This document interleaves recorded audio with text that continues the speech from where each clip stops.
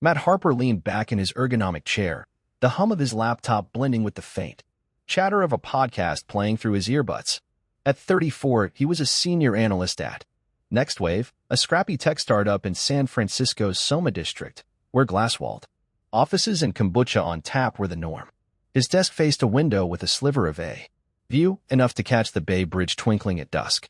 It was 6:47 p.m., and most of the team had already logged off, their Slack statuses flipping to away like digital dominoes. Matt didn't mind staying late. Numbers were his thing, clean, predictable, no surprises. Unlike people. He stretched, his hoodie pulling tight across his shoulders, and glanced at a framed photo on his desk. Him and Lauren, grinning on a hike in Marin last spring.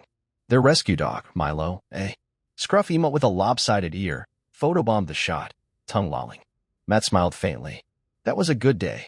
Lauren's hair had been a mess from the wind, and she'd laughed so hard she'd snorted when Milo chased a squirrel into a bush. 5 years married, and moments like that still felt like a gift. Lauren, 32, was a force of nature. A PR was who ditched a cushy agency job to go freelance. She was always juggling client calls, networking events, and pitch decks that looked like modern art.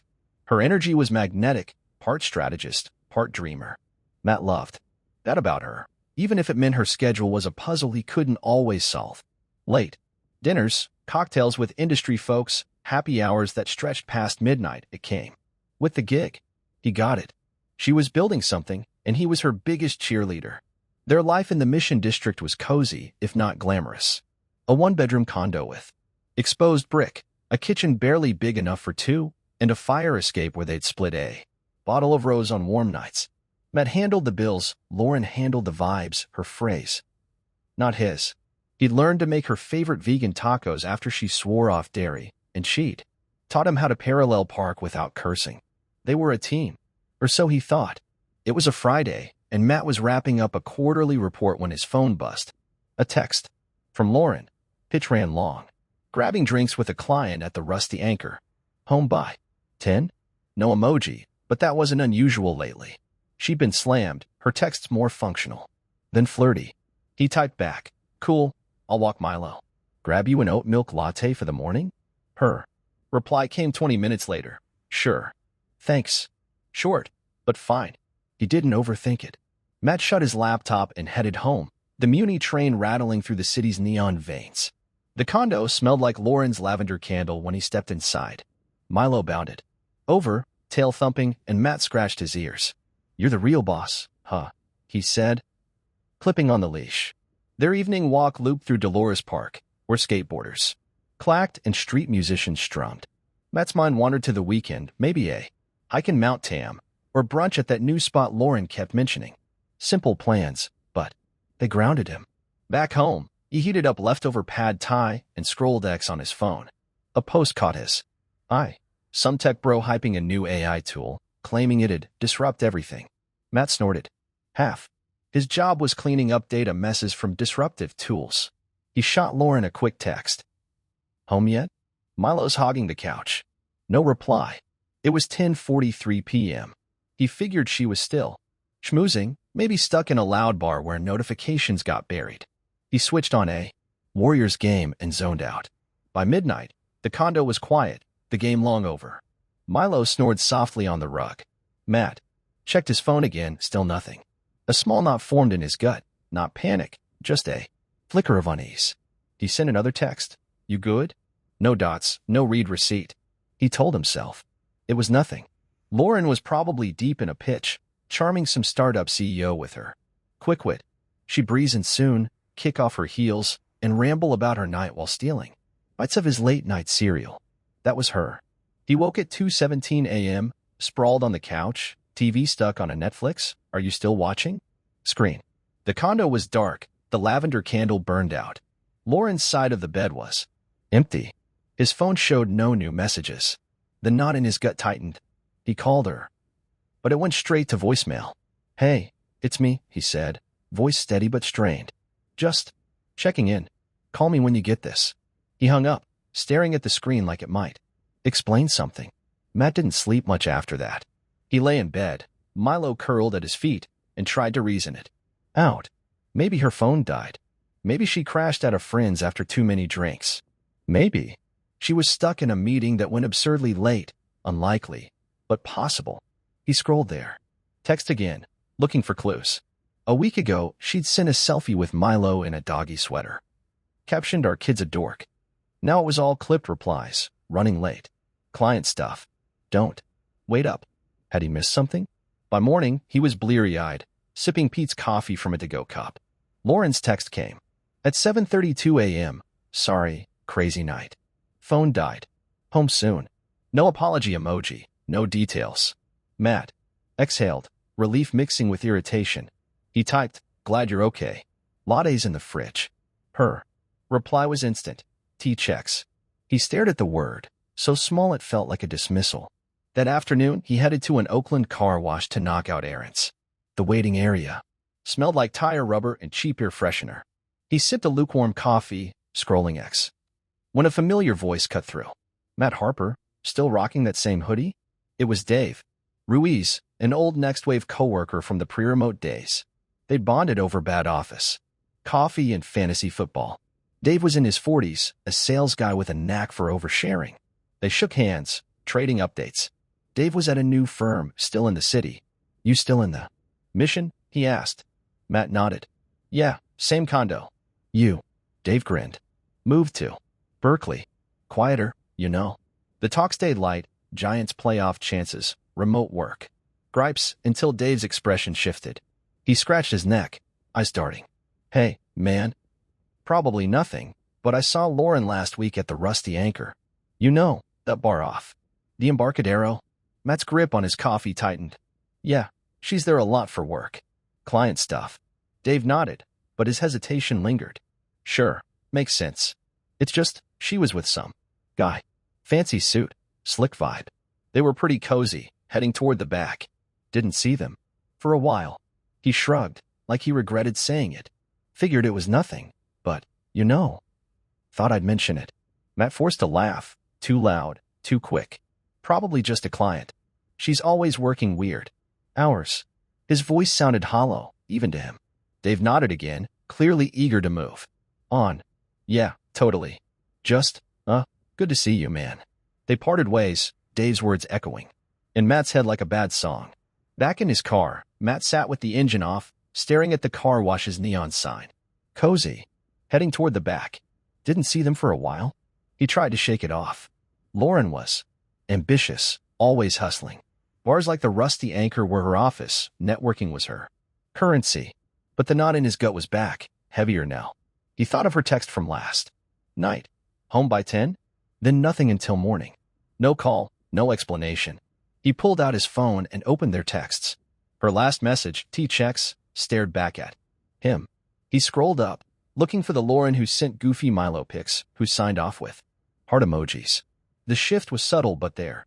Her replies had grown shorter, colder, over weeks. Had he been too buried in work to notice? Or was he imagining it, letting Dave's comment twist his thoughts? Matt started the car, the latte for Lauren still in the cup holder, now warm and useless. He didn't know it yet, but that moment, sitting in a strip mall parking lot, doubt creeping like fog, was the first crack in the life he built. The truth was waiting, and it wasn't just about a late night or a stranger in a bar. It was about a betrayal so calculated it would unravel everything he thought he knew. Matt Harper's fingers hovered over his phone, the screen glowing with Lauren's last text. T checks. The word felt like a pebble in his shoe, small but impossible to ignore. He sat in his car. Outside the Oakland car wash, the neon sign flickering in the late afternoon haze. Dave. Ruiz's words looped in his mind. Cozy. Heading toward the back. Didn't see them for a while. Matt tried to dismiss it. Lauren was a networker, a closer. Bars like the Rusty Anchor were her stage, where she charmed clients over artisanal cocktails. But the doubt that had started as a flicker was now a steady pulse. He drove back to the Mission District, the oat milk latte for Lauren sweating in the cup holder. Milo greeted him at the condo door, tail wagging like a metronome. Matt scratched the dog's ears, but his usual comfort felt distant. The lavender candle on the counter was unlit, the air heavy with silence. Lauren wasn't home yet. Her text from that morning, home soon, had been hours ago. He checked his phone again, For 22 p.m. No updates. He typed a new message. Hey, you good? Need anything? Then deleted it. Too needy. Instead, he sent, Milo's begging for a walk. Dinner plans? He hit send and waited. The reply came at 5:17 p.m., still with clients. Might be late. Don't wait up. No emoji. No warmth. Just like last night. Matt stared at the screen, the knot in his gut tightening. He opened their text thread, scrolling back. 2 weeks ago, she'd sent a video of Milo chasing his tail, captioned "Our kid's a genius." Now it was all clipped, sterile responses. Running. Late. Client stuff. He hadn't noticed the shift until now, but it was there, like a fault line he'd been walking over blindly. Matt leashed Milo and headed out, hoping the walk would clear his head. Dolores Park was alive with the usual Saturday crowd, techies on picnic blankets, kids shrieking on the playground, a guy strumming a ukulele for tips. But the noise didn't drown out Dave's voice. In his head, some guy. Fancy suit. Slick vibe. Matt's steps slowed. He pictured Lauren at the rusty anchor, her laugh bright under string lights, her hand brushing a stranger's arm. He shook it off. She'd said it was a client meeting. She'd never lied before. Had she? Back home, he tried to focus. He pulled up a Next Wave report, but the numbers blurred. He switched to X, scrolling mindlessly through posts about crypto scams and startup drama. A notification pinged. Lauren had liked a photo from the Rusty Anchor's account, a moody shot of their patio, captioned "Where deals get done." Matt's thumb froze. The post was from last night. He clicked the tagged photos. There she was, in a sleek blazer, smiling with a group of suits. But in the background, barely visible, was a man in a dark jacket, leaning close. Too blurry to identify, but Matt's pulse quickened. Was that him? He closed the app, heart thudding. This was ridiculous. He was spiraling over nothing. A blurry photo, a vague comment from Dave. Lauren was ambitious, not unfaithful. Still, he couldn't sit still. He grabbed his keys, the latte, and Milo's leash. You're coming with me.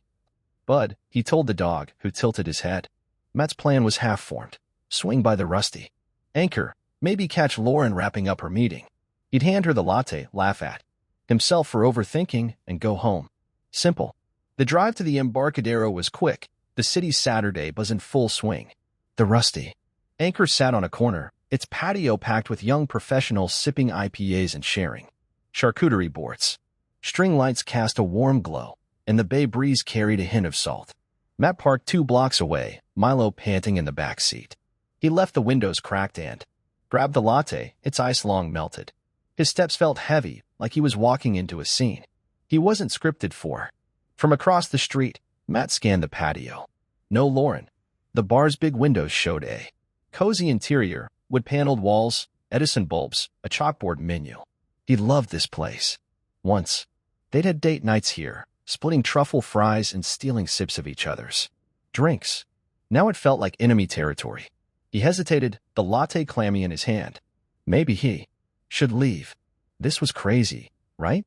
But Dave's words, cozy, heading toward the back, pushed him forward. He crossed the street, hard hammering, and peered through the window. The bar was half full, the hum of chatter mixing with indie rock. Then he saw her, Lauren, at a small table near the back, lit by a single bulb. Her hair was loose, the way she wore it when she wanted to look effortless. She was laughing, her hand curled around a wine glass. Across from her was a guy tall, maybe 35, in a tailored blazer. Slick vibe, just like Dave said. He leaned and said something that made her laugh again, her head tilting the way it used to when Matt made her smile. Matt's breath caught. The latte slipped in his grip.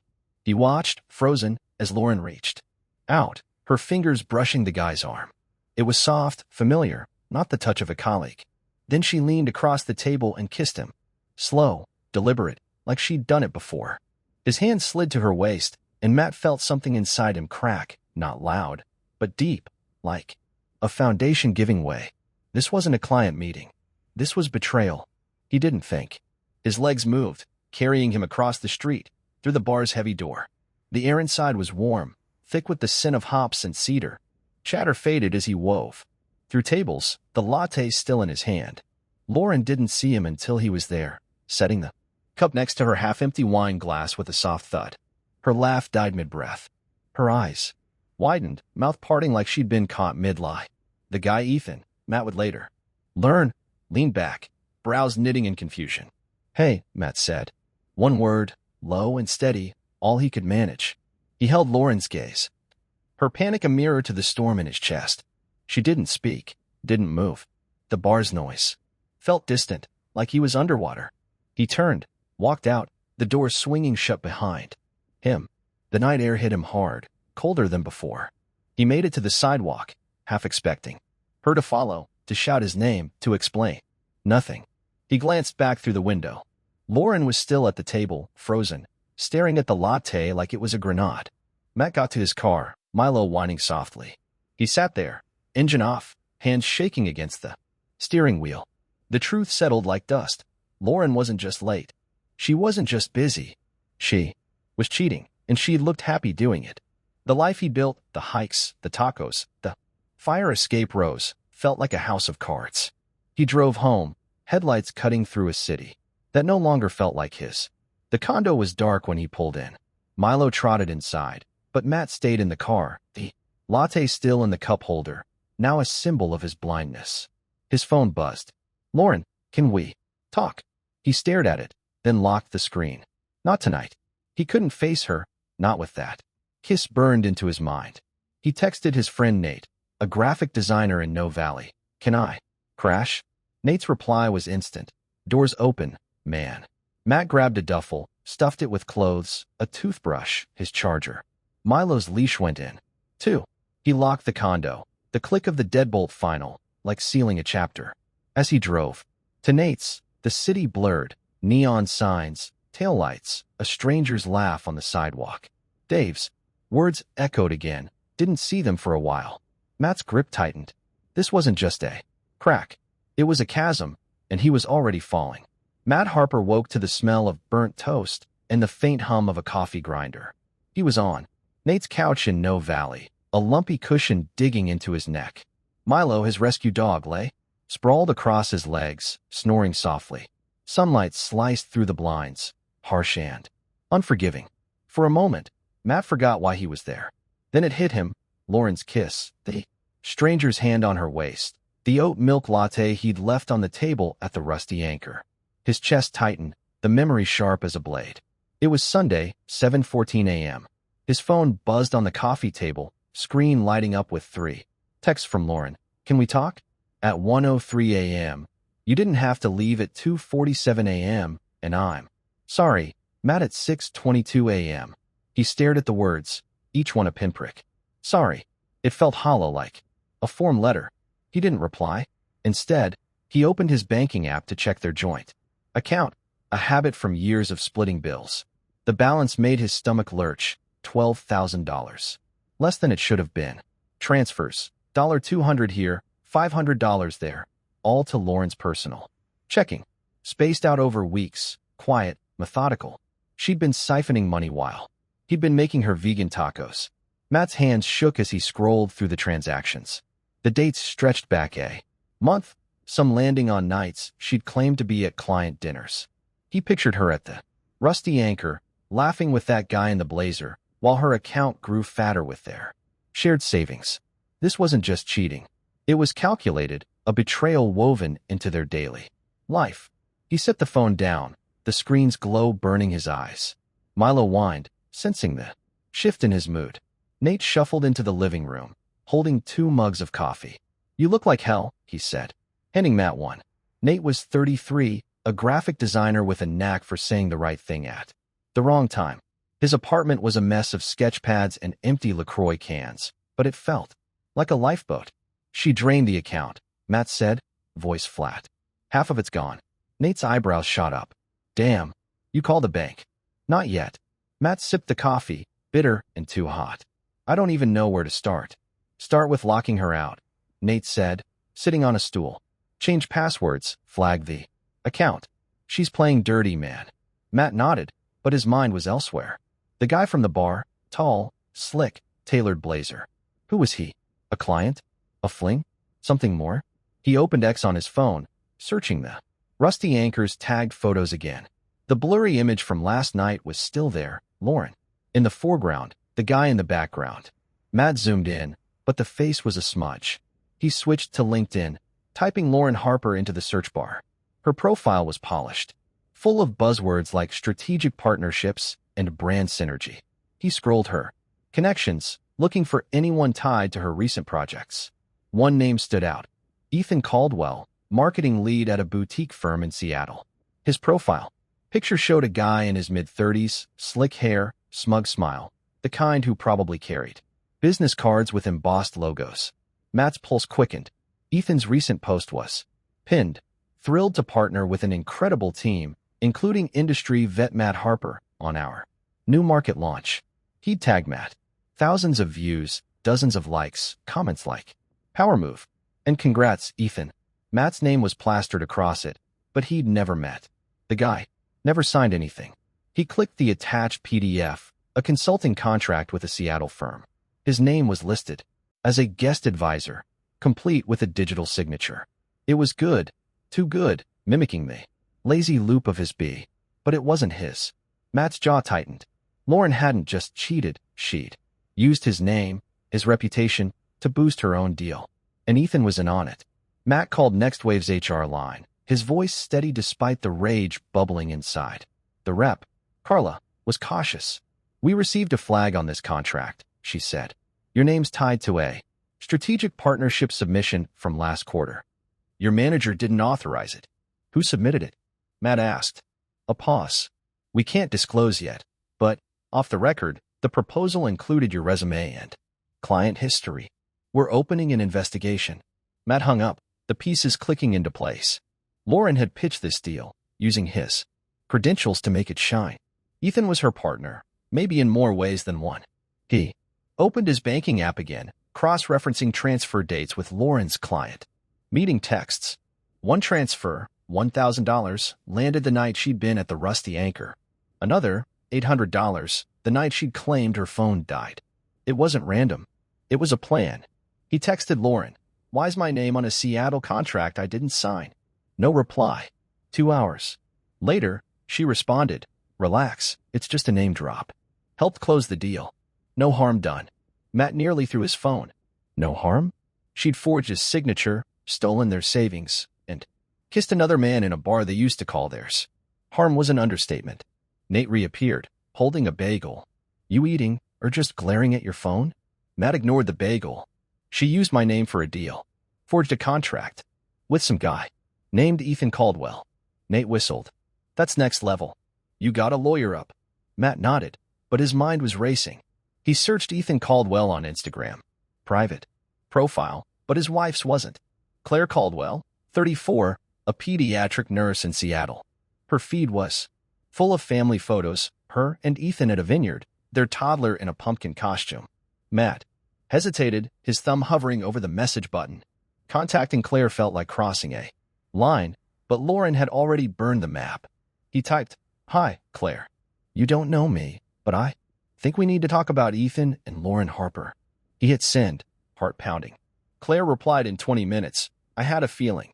Can you call?" They spoke for 45 minutes, her voice calm but strained. She'd noticed Ethan's late nights, odd charges on their card, $200. At the Rusty Anchor, $150 at a hotel bar. He said Lauren was a work contact, Claire said. "Just a colleague." Matt told her about the kiss, the contract, the money. Claire went quiet. "I found a receipt," she said finally. "A hotel in San Francisco. 2 weeks ago." Matt's stomach churned. 2 weeks ago, Lauren had said she was at a conference. He shared the forged contract. Claire promised to dig into Ethan's emails. They hung up, allies, in a war neither had chosen. Lauren texted that night. "You told Claire? Are you trying to ruin me?" Matt stared at the words, rage giving way to clarity. She wasn't sorry, she was scared of getting caught. He didn't reply. Instead, he emailed Carla at HR, attaching screenshots of Ethan's post and the contract. He called his bank, flagging the transfers and freezing the joint account. Every step felt like carving his name back into his life. Nate handed him a beer as the Warriors game flickered on TV. "You're handling this like a boss," he said. Matt shook his head. "I'm just trying not to drown." He lay awake that night, Milo curled beside him. The betrayal wasn't just Lauren's affair or the money. It was the lie she'd built around him, using his trust like a tool. Ethan was her accomplice, maybe her lover, but Lauren was the architect. And now Matt saw the blueprint. This wasn't over, it was escalating. The contract, the money, the kiss, they were pieces of a bigger game, one he'd have to play to survive. Matt Harper sat at Nate's cluttered dining table, a cooling coffee mug beside his laptop. The screen glowed with a spreadsheet of evidence, bank transfers, screenshots of Ethan's LinkedIn post, the forged contract with his name. It was Monday morning, and the weight of Lauren's betrayal pressed harder than ever. She hadn't just cheated with Ethan Caldwell or siphoned $12,000 from their joint account. She'd weaponized Matt's reputation, forging his signature to land a $200,000 deal with a Seattle firm. The realization didn't just sting, it burned, fueling a clarity he hadn't felt in days. Milo, his rescue dog, lay at his feet, chewing a squeaky toy. Nate's Snow Valley apartment was a temporary haven, but Matt felt like a guest in his own life. He'd spent Sunday gathering proof, each email and transaction a brick in the wall he was building. Lauren's last text, "You told Claire? Are you trying to ruin me?" sat unanswered. Ruin her? She'd been dismantling him for weeks, maybe months, and he'd been too trusting to see it. No more. Matt called Sarah Kim, a lawyer Nate swore by. She'd handled his startup's patent dispute and left the opposition scrambling. Her office was in the financial district, a sleek space with floor-to-ceiling windows and a view of the Transamerica Pyramid. Sarah, 40, was all business, sharp blazer, sharper eyes. Matt laid out everything: the kiss at the Rusty Anchor, the drained account, the forged contract. He slid a folder across her desk, packed with screenshots and bank logs. "She used my name to close a deal," he said. "I didn't sign anything." Sarah skimmed the contract, her pen tapping the forged signature. "This isn't just reckless," she said, leaning back. "It's fraud. The money, the contract, the intent, it's structured. She planned this." She met his gaze. "You've got a case, Matt. Civil, maybe criminal if we push. What do you want?" "Out," Matt said. "I want my name off that deal, my money back, and her out of my life." Sarah nodded. "We start with a cease and desist to the Seattle firm and a formal complaint to your employer's HR. The bank transfers, we'll file for restitution." "You froze the account?" "Yesterday," Matt said. "Changed passwords on everything: joint, Amazon, utilities, subscriptions." "Good. Keep documenting. Every text, every email." "She's not sloppy, but she's not untouchable." Sarah's tone was steady, like she'd seen worse and won. "This Ethan guy, any proof he's complicit?" Matt hesitated. "He posted about the deal, tagged me. Claire, his wife, found hotel receipts. They're involved." Sarah's eyes narrowed. "Give me Claire's contact. Her evidence could tie Ethan to the fraud." Matt left the meeting lighter, not from relief but from purpose. He wasn't just reacting anymore, he was fighting. Back at Nate's, he emailed Claire Caldwell, Ethan's wife. She'd already dug into Ethan's emails and found a thread with Lauren discussing the Seattle pitch. "They called you a silent partner," Claire wrote, attaching a PDF. "Ethan knew you weren't involved." The email chain was damning. Lauren suggesting they borrow Matt's credentials, Ethan replying, "Smart. His name seals it." Matt forwarded it to Sarah, his jaw tight. They weren't just lovers, they were conspirators. He called NextWave's HR rep, Carla, updating her with the new evidence. "We're escalating this," Carla said. "The Seattle firm's auditing the contract. Your name's already flagged as unauthorized." Matt hung up, a small victory settling in. But it wasn't enough. Lauren had played him like a pawn, and he needed to flip the board. That afternoon, Matt met Claire via Zoom. She was in Seattle, her toddler napping in the background. Her face was tired but resolute. "Ethan's been suspended," she said. "I confronted him about the hotel receipts. He admitted to the affair but swears the contract was Lauren's idea." Claire's voice cracked, then steadied. "I'm filing for divorce." "What about you?" "Same," Matt said.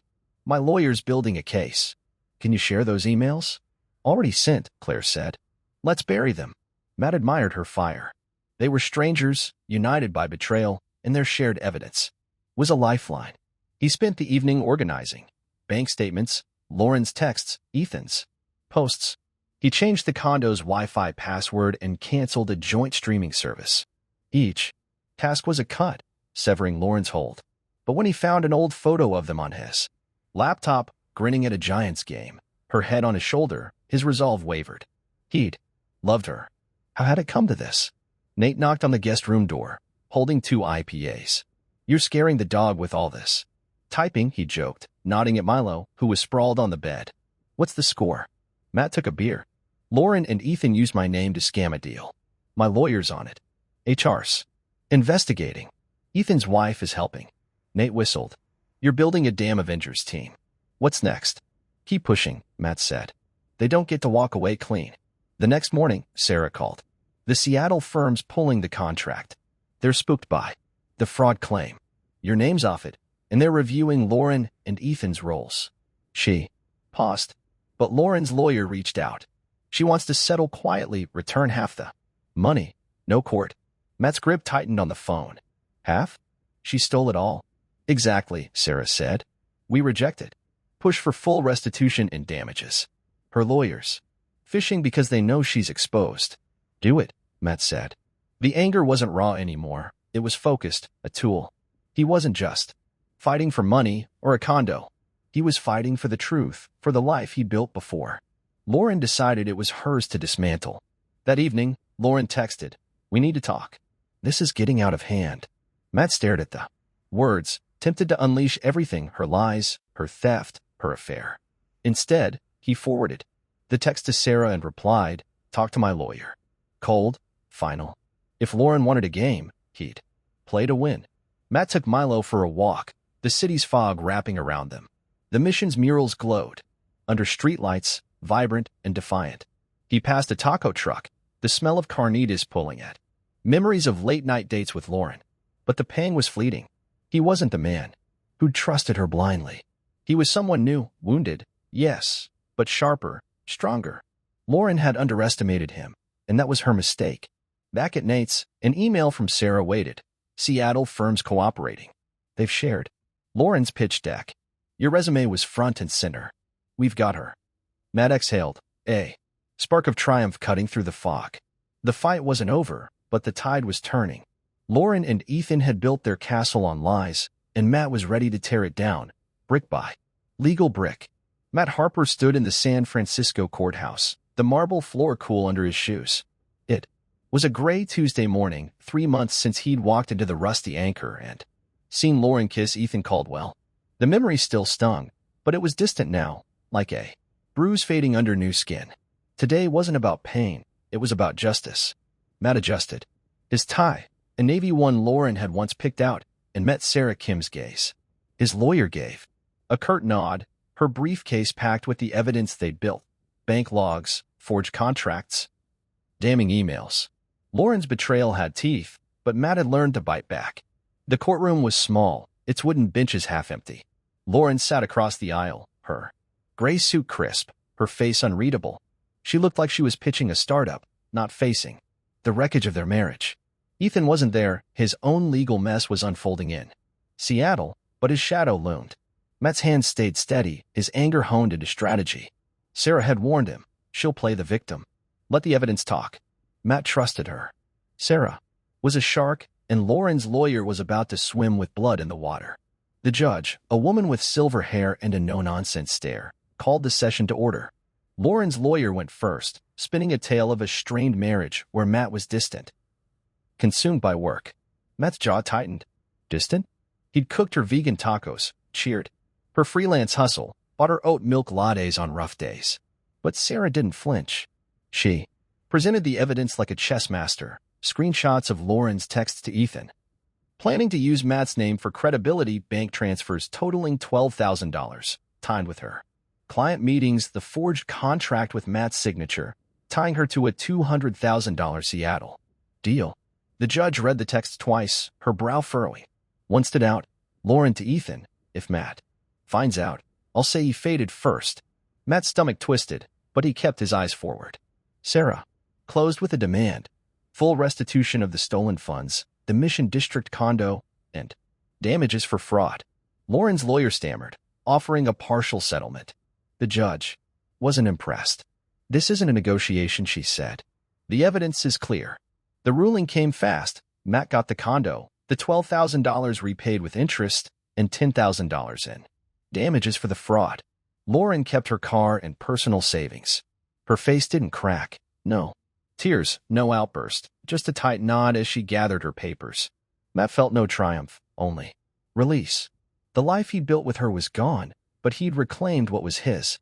Outside, Sarah clapped his shoulder. You did good, Matt. She's lucky we didn't push for criminal charges. Thanks, Matt said, his voice quiet. For everything. Sarah grinned. Send me a bottle of that Napa Red you mentioned. We're done here. Matt drove back to the condo, Milo riding shotgun, his tail thumping. The place felt different. Now emptier, but his. Lauren had come by the week before to collect her things, supervised by Nate to keep it civil. She'd stood at the door, a box of books in her arms, and said, I didn't mean for it to end like this. Matt had met her gaze, steady. You didn't just end it. You sold me out. She'd left without another word, the door clicking shut like a full stop. Now, Matt unpacked a new reality. Next Wave's HR had cleared his name, and the Seattle firm, mortified by the fraud, offered him a consulting gig, real this time, with a $5,000 signing bonus. He'd accepted, not for the money, but for the chance to rebuild his reputation. Claire Caldwell, Ethan's wife, texted that afternoon. Ethan's out of the industry. Firm dropped him. I filed for divorce. Thanks for the heads up. Matt replied, good. You deserve better. Claire's fight had mirrored his, and their shared truth had brought down their betrayers. That evening, Matt hiked Mount Tamalpais, Milo bounding through the trails. The fog was thick, but the view from the ridge broke through golden hills, the Pacific glinting far off. He breathed deep, the air sharp and clean. He wasn't happy, not yet, but he was free. Free from Lauren's lies, Ethan's schemes, the weight of a marriage that had been a mirage. He'd survived, not by rage, but by resolve, turning betrayal into a blueprint for justice. Back home, Matt sipped a Pete's coffee and scrolled X. A notification popped up. A new follower, a local hiker named Jess, her profile full of trail photos and dog memes. He smiled. A small spark of possibility. Maybe it was time to start again. He followed her back, then sat his phone down. The condo was quiet, Milo snoring on the rug. For the first time in months.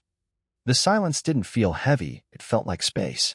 Matt leaned back, the city's hum faint through the window. Lauren and Ethan hadn't just lost, they'd exposed themselves.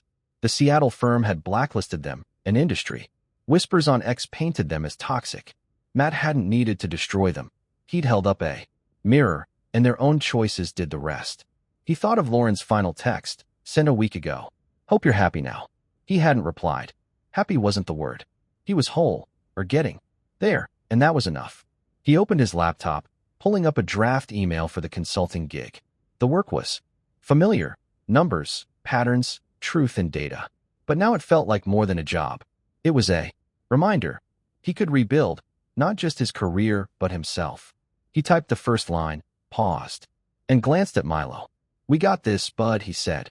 Milo's tail thumped, and Matt hit send. The fire escape beckoned. He grabbed a beer, no rose this time, and stepped outside.